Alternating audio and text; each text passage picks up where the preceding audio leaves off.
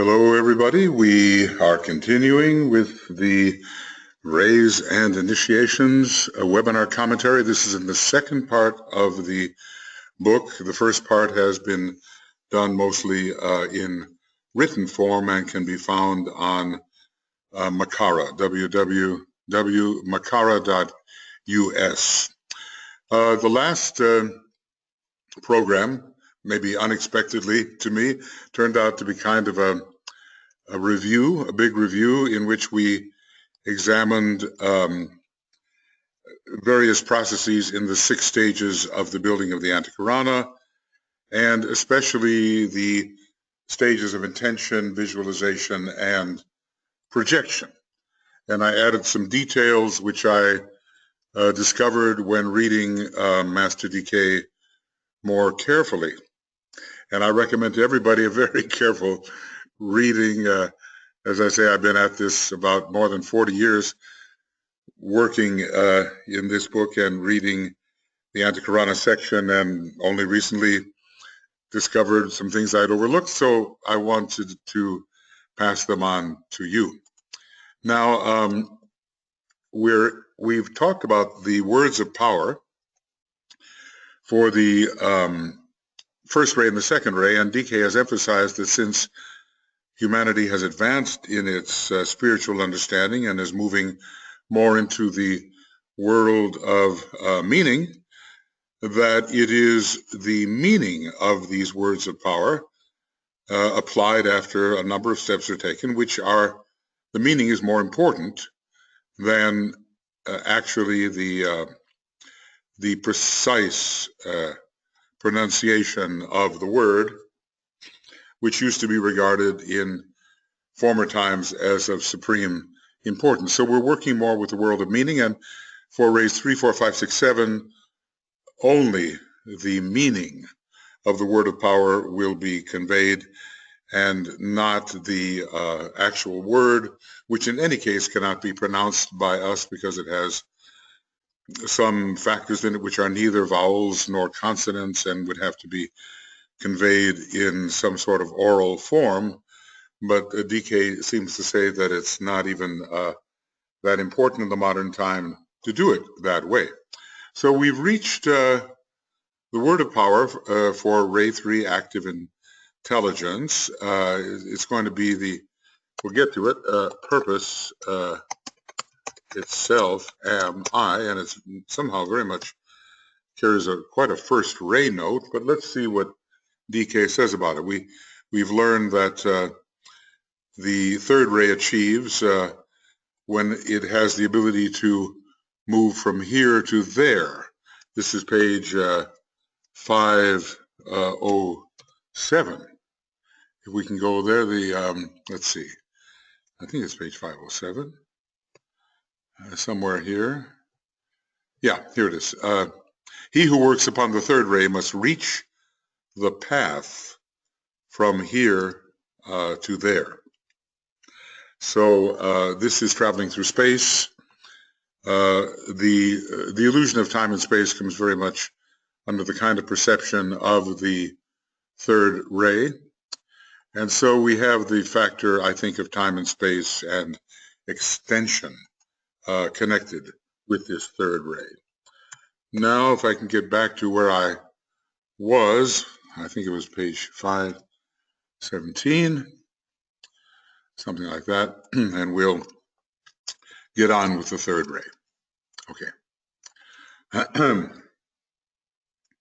The process of intention and visualization have been followed, and again, the 4 stages of the projection technique have been concluded. Okay, so we always have to deal with 4 stages, and we have reviewed what they are. And these 4 stages are found on page 509. Maybe they're worth reviewing. We become focused in the soul ray, that's number 1. We realize the point of tension and the finished product of the visualization process, which is probably the sevenfold bridge of light, maybe with the colors of our soul and personality rays standing out the most. A focused activity of the will, this is number 3, in which the line of light or living substance is imaginatively and creatively sent out or projected from the mental unit as far as possible towards the spiritual triad. You kind of wonder how we would determine how far is possible, using constantly the creative imagination. I mean, is this a felt activity? Do we realize when it can go no further? And finally, this line of light, the strand or bridge, is then pictured as colored by the 2 ray qualities and is held stably aligned in the light of the spiritual triad and not the light of the soul. This is the 4th stage of the projection process. Okay, so let's keep these things in mind, and we'll go here to back to page 517, where we were reading the 4 stages of the projection process on page 509. Okay. So visualization and intention have been gone through, and the 4 stages of the projection technique concluded. Okay, at the point of highest tension, and how do we determine that? This we must feel when that point of highest tension has been reached.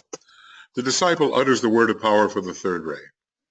It is not easy for the disciple on this ray to achieve the necessary focal point of silence.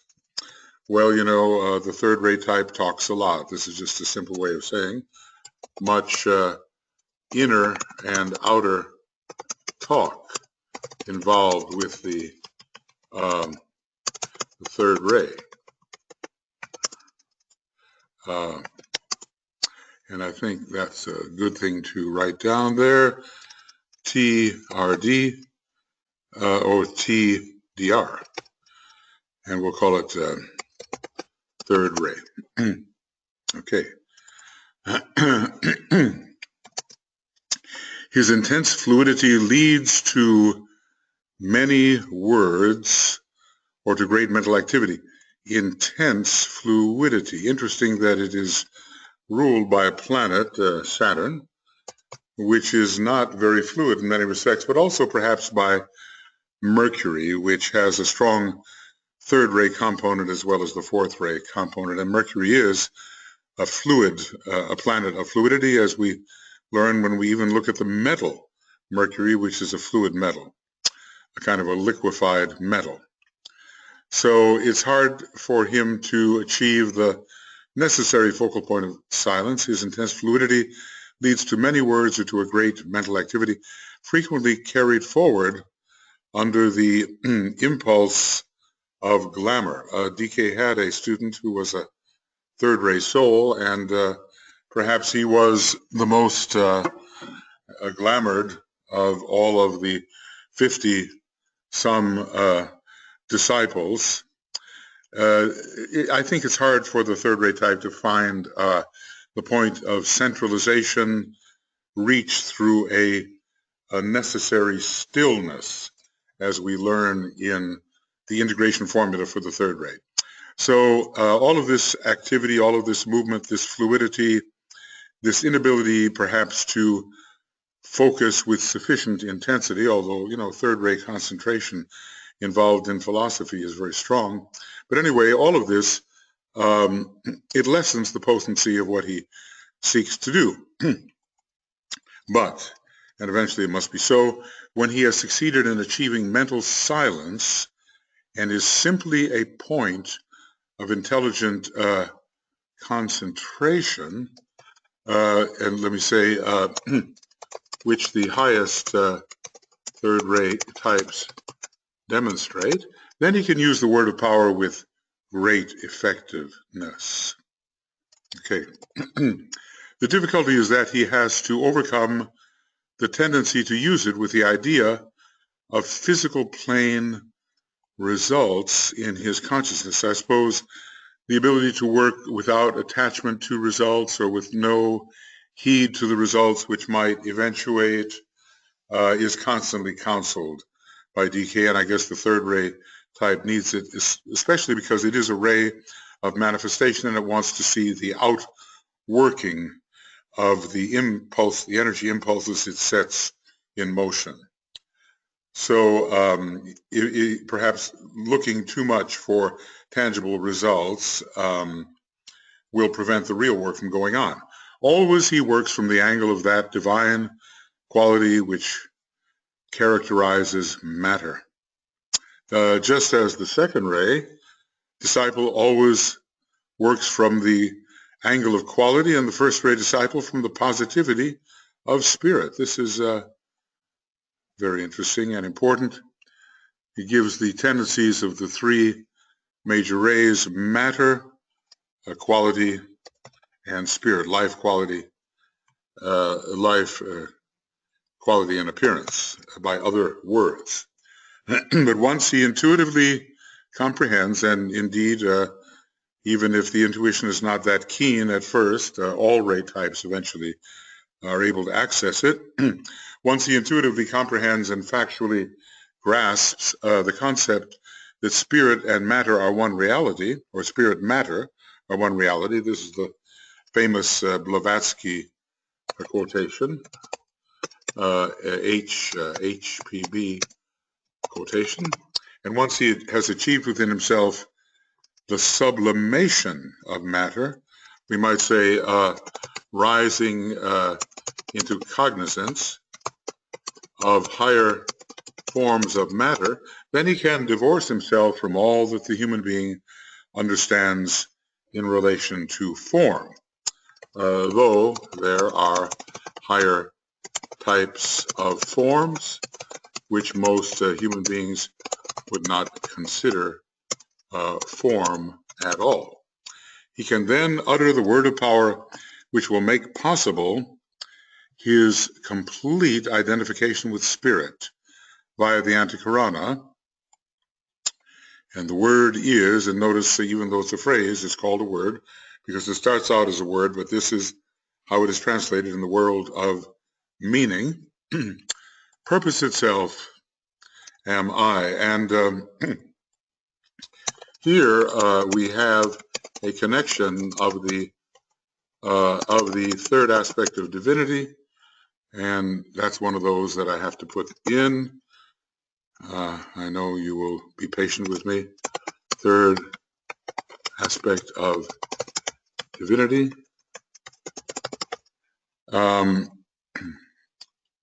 Okay. Oop, that's spelled incorrectly, and that's why I try not to rush too much.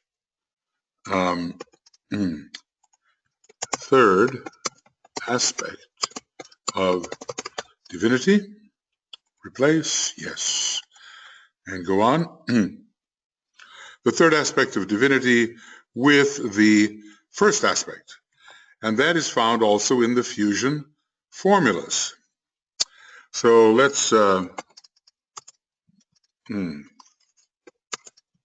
goodness, I don't know what's going on here, but let's just see. Third aspect of divinity, and looks okay to me, so, okay, I'm not getting it, but I'll just spell it out.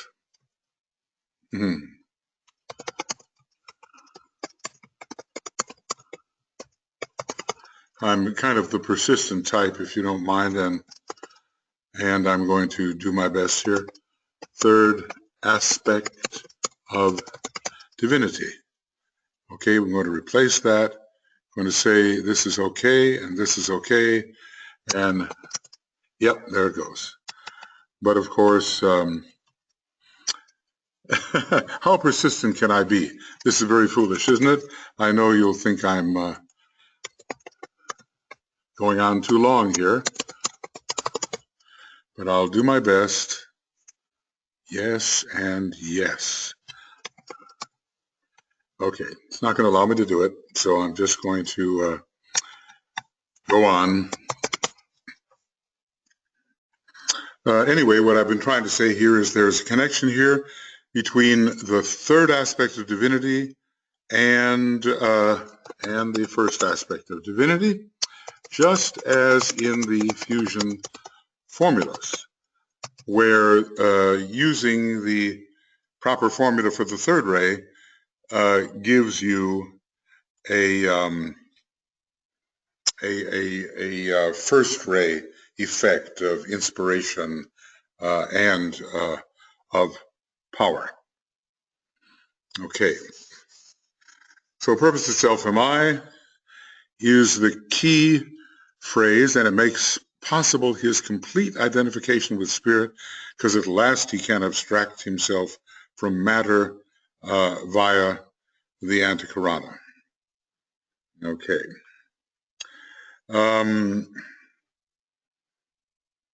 Yeah, isolated unity. This is a fusion factor for the first ray, and presented attributes for the third ray. And when it comes to the second ray, we have inclusive reason. That has a third ray effect. The first ray fusion formula has a second ray effect. The third ray fusion formula links with the spirit, has a first ray effect. So there is some similarity here between what is being achieved by this third ray word of power and the fusion formula for the third ray presented attributes. Okay, so that seems to be all he's going to say about that. We have to disengage. The idea is, no, we don't want that. Oh, goodness. Okay, let's just see how I'm doing with sad. It's the second aspect of divinity. I have a tendency to want to spell the divinity. I tend to want to spell aspect incorrectly, and that's not going to work. Okay, so if we can, let's say, disengage from matter or consider matter in a higher, if we can abstract, you see, it is necessary for the third ray type to abstract, and it is, after all, the ray of abstract mind. So away from the usual perception of matter and into a higher realization of the higher forms of matter. This is what is possible, and eventually identification with spirit.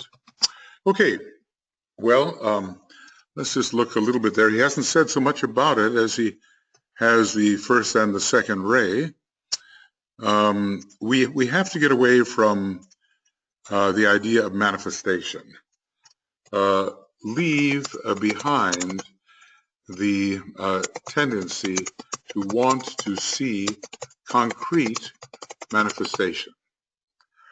And we have to work more in terms of quality and in terms of the forms of a higher nature.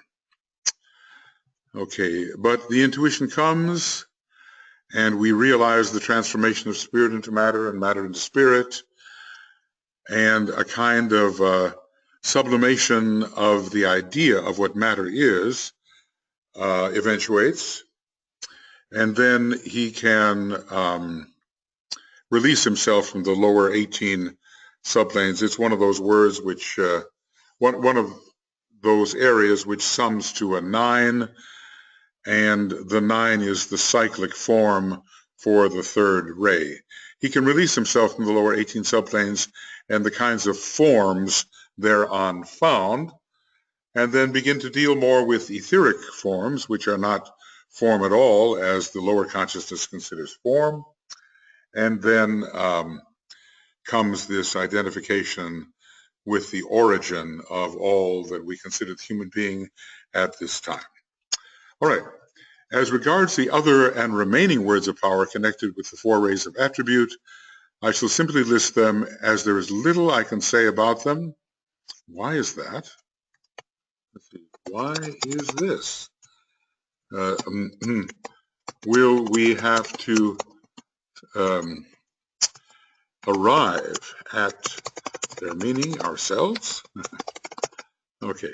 They can be comprehended in the light of what I've said anent the 3 words of power used upon the rays of aspect. Well, the rays of attributes, and let's look at this, and we'll call them ROAT, and we'll call this rays of attribute. Okay.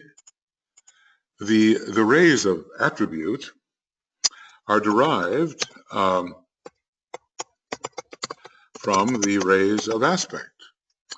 So let's just see how we put that in. ROA, and we'll call this rays of aspect. The first, second, and third. You know, the 4th ray, somehow a combination of the 1st and 2nd ray. The 5th ray, a combination of the 1st and 3rd. The 6th ray, a combination of the 2nd and 3rd. Or maybe some people will think of it a little bit differently. And then the 7th ray, equal measure of all the 3 rays of aspect. Okay, ray 4, harmony through conflict, to merge with 1. Well, what can we say about this? The 1 is already there and does not have to be made by the 2. So the 2 are aspects of the pre-existent 1. And so that sense of duality gives way to a sense of oneness, which is ever present, but hitherto undetected. Well, we probably can ponder this, but it is certainly the bringing together of multiplicity and fusing it into a oneness from which it derived. The 2 derive from a pre-existent 1. So it's not like 2 halves make a whole. This is not the same as 2 halves make a whole. Even when duality seems to reign, oneness always prevails in the reality behind the seeming. Okay, the next one, who wrote this here? Alice Bailey, perhaps. Ray 5, 3 minds unite. This asserts the fact that the universal mind, the higher mind, and the lower concrete mind are blended through the projected antikarana. Let's say universal mind in terms of, okay, let's have one there, in terms of universal mind in terms of the cosmic physical plane. The cosmic physical plane is the type of mind found on the atomic plane. Now, from a higher perspective, universal mind would be considered the kind of mind that the Buddha touched in his 6th initiation enlightenment. It would be cosmic mind. Was it the 4 lower subplanes of the cosmic mental plane, or even something higher? But at least it was the cosmic mental plane. Okay, so that's universal mind. The higher mind, we know, involves the first, second, and third subplanes of the mental plane on our cosmic physical plane. And maybe we would separate out the first level as abstract mind, perhaps. But still they all are, in a way, higher mind, and the concrete mind, the lower four subplanes. So somehow this is the connection, it seems to me, is the connection of all 7 subplanes of the systemic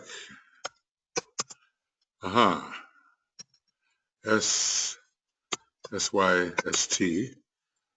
Why not do that? Maybe this is not going to work. SYSC. We'll do that. Systemic, SYSC. And SYS will be system. SYS system. So this is the connection of all 7 subplanes of the systemic mental plane with the atmic plane. All of these found on the cosmic physical plane. Now, another way of looking at 3 minds unite, there is another way of looking at 3 minds unite, and we'll call this 3 minds unite, and that would be, this would be the union of the concrete mind, the son of mind, or higher mind, and the abstract mind. In this case, we do separate out the first subplane of the higher mental plane from the second and third subplane on which we find the egoic lotus, and that would be called normally son of mind, and then the concrete mind. This is a more proximate way of union, and it has less of a reach to it. Now, of course, we're not really including the transcendental mind here, which is the Buddhic mind, and there's probably ways in which we can unite them. Concrete mind, higher mind, including the first subplane of the higher mental plane, and then the transcendental mind of Buddhi. And universal mind, well, Buddhi begins to realize something about the nature of the solar system, which is sometimes called our universe, our little universe. The word universe and universal do not always refer to the vast entirety. Sometimes they simply refer to our solar system, so we have to know the context in which they are used. So 3 minds unite. Interestingly,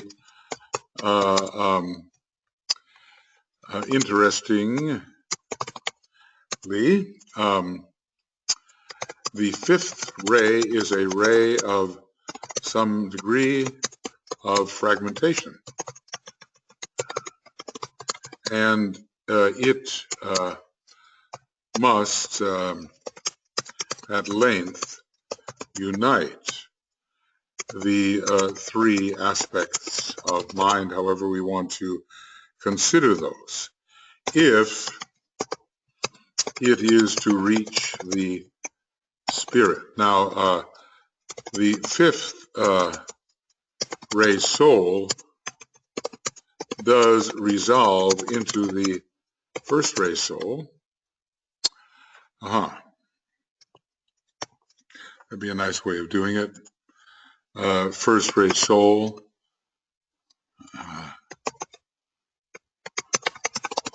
And, you know, this resolution requires a tremendous sense of oneness and of unity. So let's just say what the 5th ray has taken apart, it must put back together or fuse the parts together. So three minds unite. Actually, eventually, for the master or higher initiate, the mental field, okay, mental field, that's a good one. Whoop. Okay, MF. We have mental plane, we have mental body, we have mental unit, we have all those mental field. So for a master, or higher initiate, the mental field is not fragmented, but is one seamless whole. And that's the kind of thing we have to learn how to create, so we can take that so-called elevator of consciousness up and down and go from abstract to concrete and into that feeling state of mind that is a unity of mind, the son of mind. We can visit any one of those at will without this abrupt shifting of gears. You know how it is when you don't know how to drive a car and you don't know how to use the clutch, and you try to shift and there's a big lurch and the whole mechanism may stop. And really we need a kind of a seamlessness in traveling in the condition of mind. There's also an analogy to the Antakarana and to this seamlessness in vocal training, where we have the different registers of the voice, the chest voice, middle voice, higher voice, falsetto. All of those at first seem like separate compartments of the voice.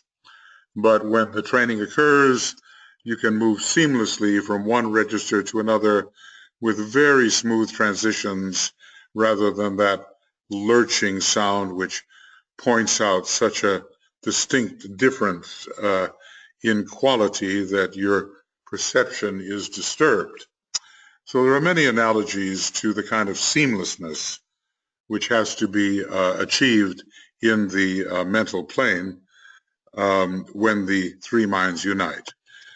Now, here, I guess, leaving us to our own devices here, for the sixth ray, the highest light controls. And this is a little different from I see the greatest light, which is the great light of Shambhala.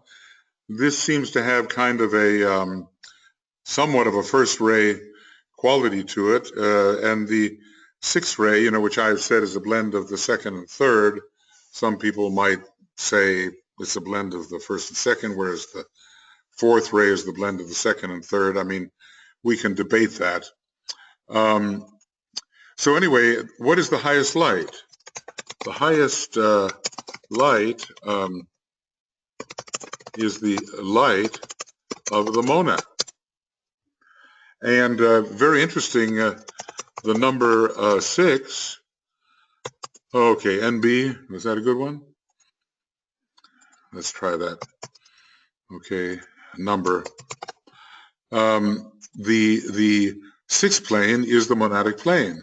The number of the monadic plane is the sixth plane. Okay, so we're looking for the light of the monad, and we're seeking the greatest abstraction. This is the ray of abstract devotion. Well, let's call it the ray of abstract idealism.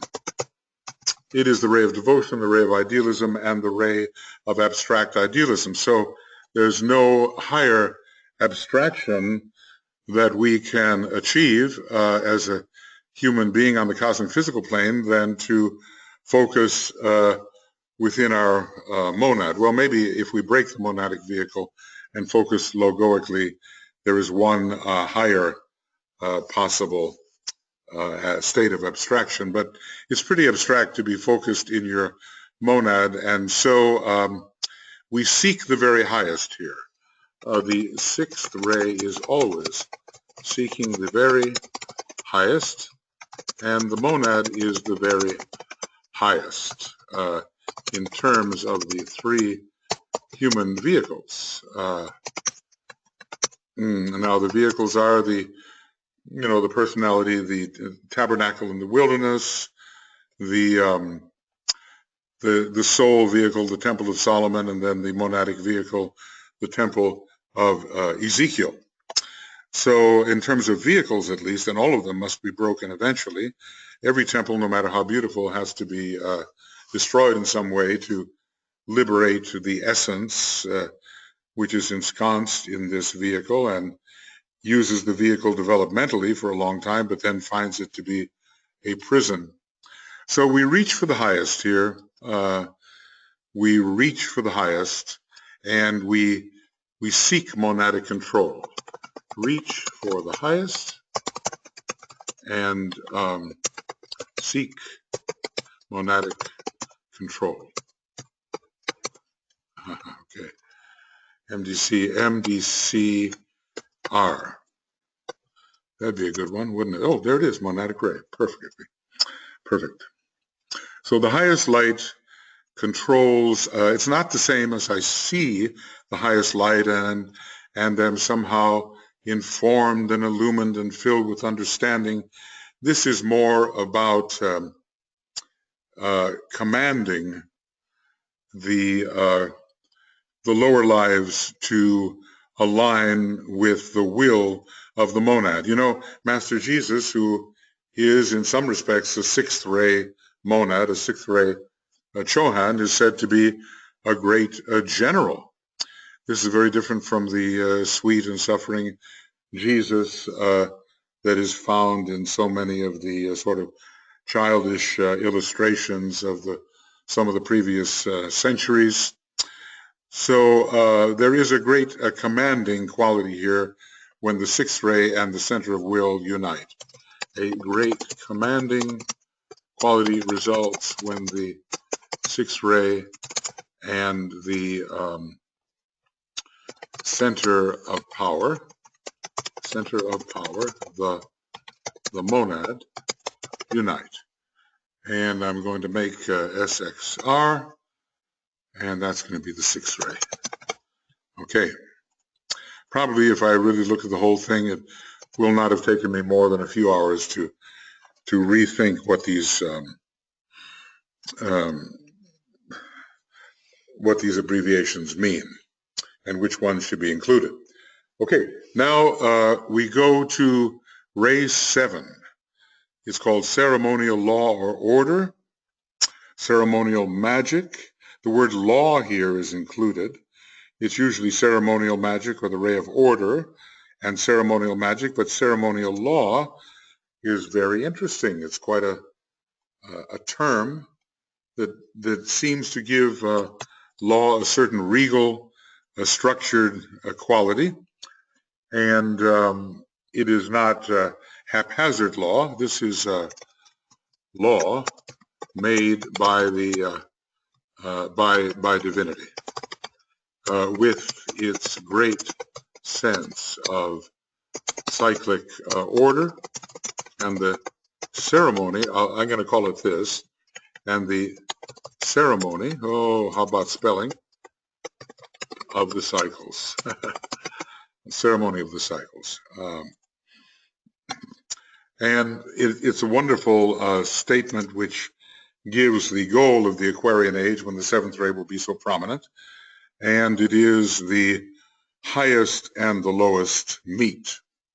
Where do they meet? Maybe on the altar of the Buddhic plane, or perhaps they meet on the very lowest plane and on the very highest plane, as spirit resolves itself into matter and matter resolves itself into spirit.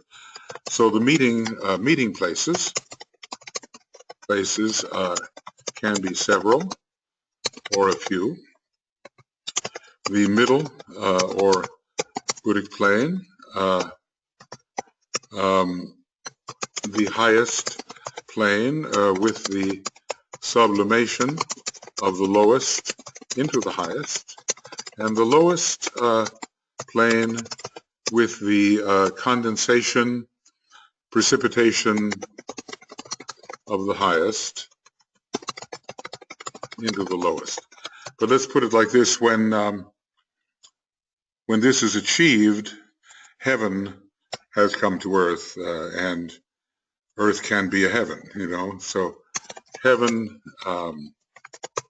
has come to earth, and earth has risen into heaven. And the idea of heaven and earth here pretty well relate to the different planes, the low planes and the high planes. We're not talking about those post-mortem experiences of heaven and hell. We're talking about higher and lower vibratory levels.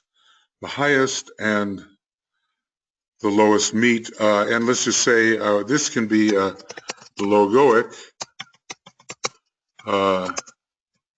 LGC. How about that? What will that be? LGC, we'll call that logoic.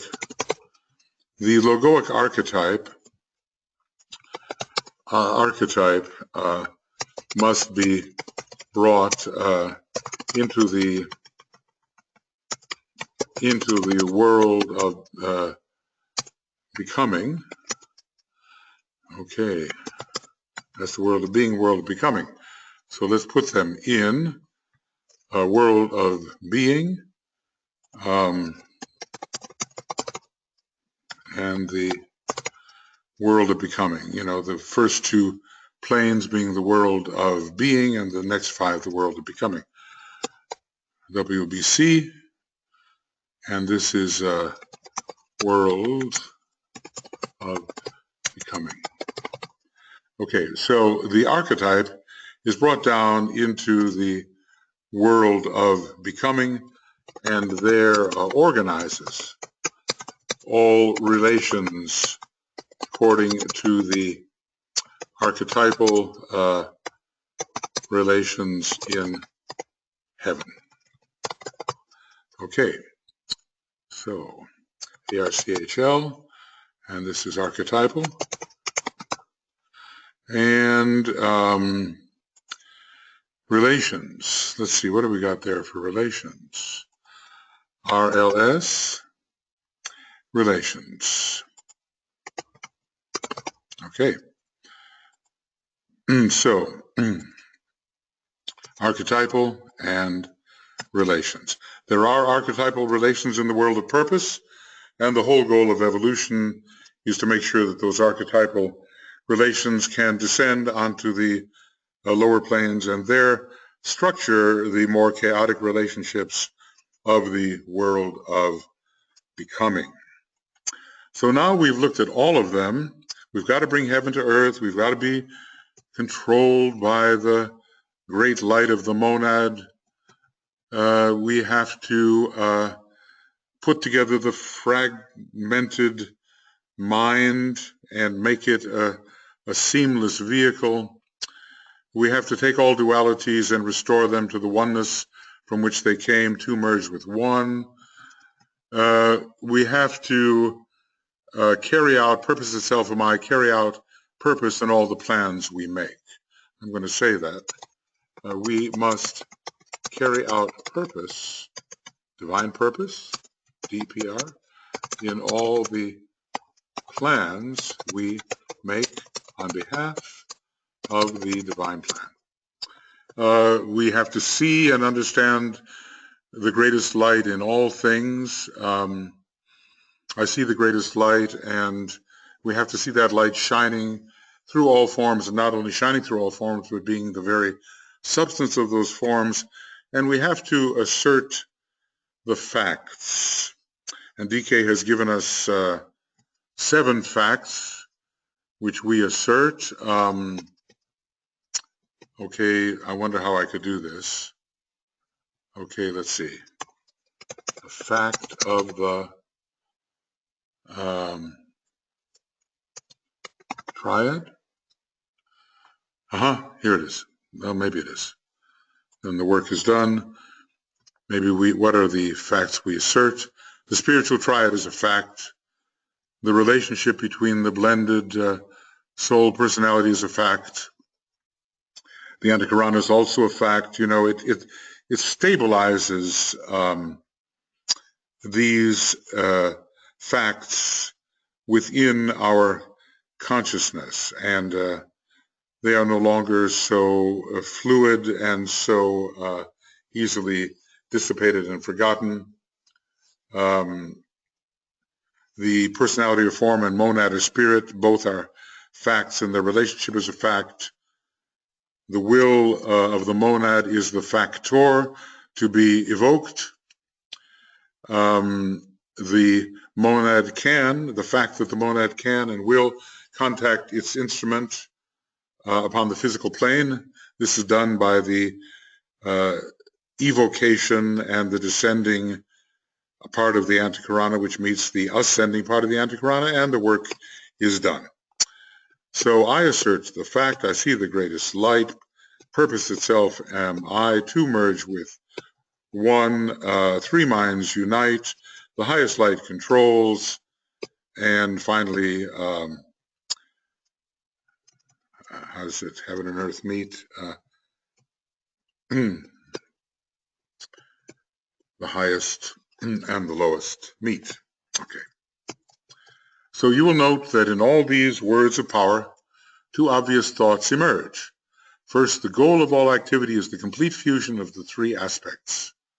And secondly, that consciousness of this comes through the building and use of the bridge between the spiritual triad and the personality. It's a complete fusion of the three aspects, spirit, soul, and matter or personality, body. And secondly, that we have the consciousness of this fusion via that bridge of light or bridge of consciousness we call the antikarana. Our problem is that areas of our perception are practically separated from each other. And all of these areas, all of these areas have to be seen simultaneously. You will note that these are all definite assertions.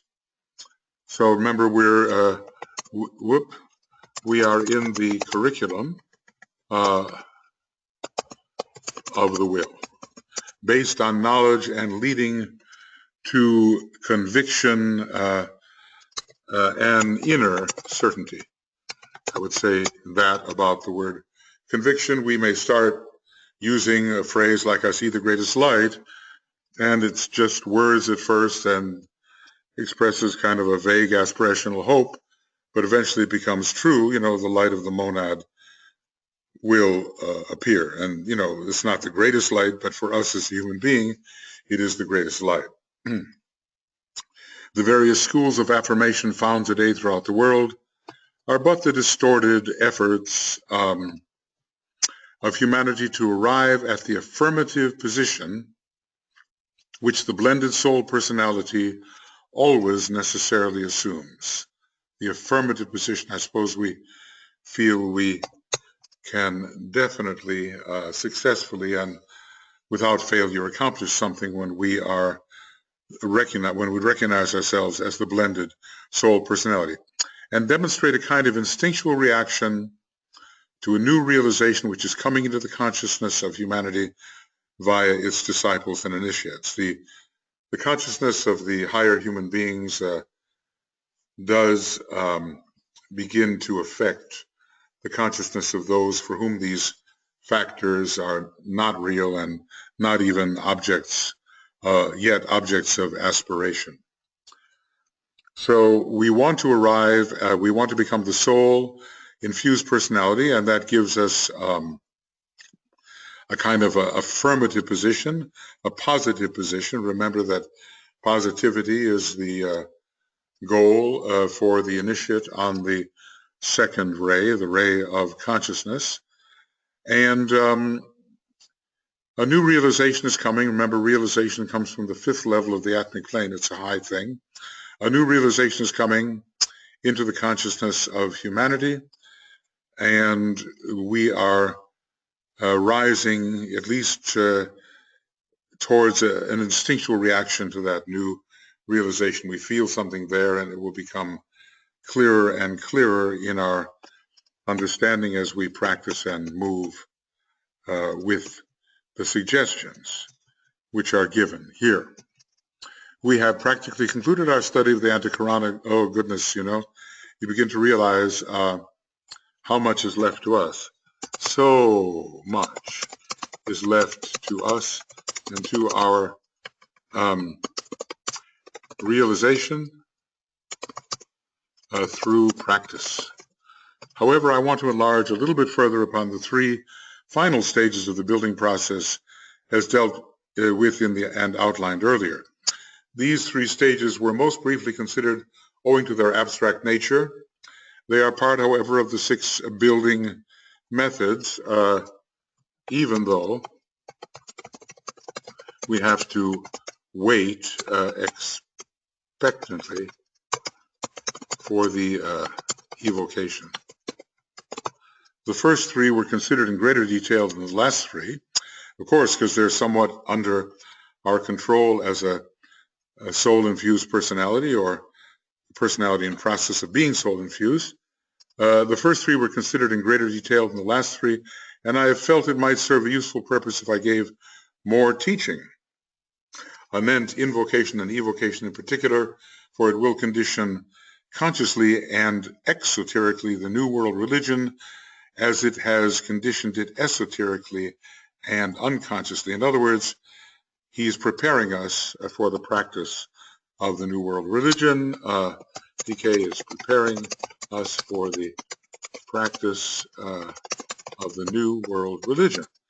And that's one we're going to want to put in, don't you think? New World religion. Well, we're almost getting there. Just a few more minutes left. Let's see what we have.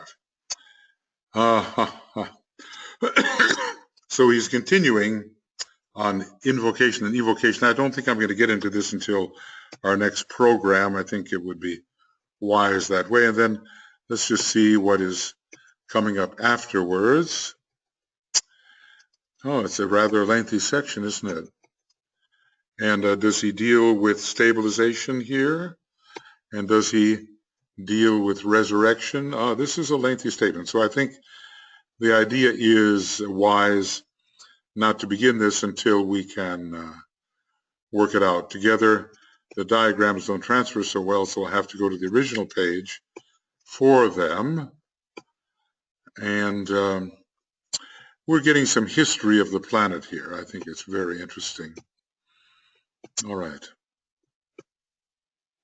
No, it is long. It is long. So we're going to go back to the end of number, it is very long. Okay. So we'll consider this to be, this is the end of Ray's and Initiation's webinar commentary, number 48, and pages what? Up to 519. And let's see where we have begun. I think we covered actually quite a bit. So this is 517 to 519. Let's see, is that correct? Let's see. Yep, it is. Well, actually, it seemed that we were covering more than perhaps we covered. Okay, so words of power for the third ray, pages 517 to 519, and this all is taking place today. And today is the 26th of January, 2017. Okay, these are the various words of power which we must brood upon and find the one that is correct for us. So many are going to be dealing with, I see the greatest light, but not exclusively. And this is 519, and our date again is the 26th of January, 17 and beginning of Raise and Initiation Webinar Commentary number 49 from 519 on. You know, who really wants to get into these matters? Even those people who consider meditation to be foundational in their life don't necessarily want to get into this kind of technical work where so much occultly has to be held in mind simultaneously until it becomes routine for us, until it forms the basis of almost an art of accessing higher worlds. It's based upon a science, but when you routine the knowledge that is found in science, you begin to be able to handle it as an artist would. An artist of the spirit, a spiritual artist, you know, someone who has made an art of his or her approach to the higher worlds because this person has incorporated the steps so successfully and so seamlessly that they can be wielded without hesitation, delay, difficult transitions, and so forth. It all becomes a flow. So the person who really can do this will maybe wonder, you know, why are you going through all of these stages when I just do it? You know, I just focus and there I am in the higher worlds, and here you are building all of these scientific steps and working laboriously to incorporate them in your sort of response apparatus. Well, you know, we have to begin where we are, and the people for whom this is an absolutely automatic process have at some time or another, I think, made their slower type of approach. Okay, almost 1 hour of work now, so I think we can,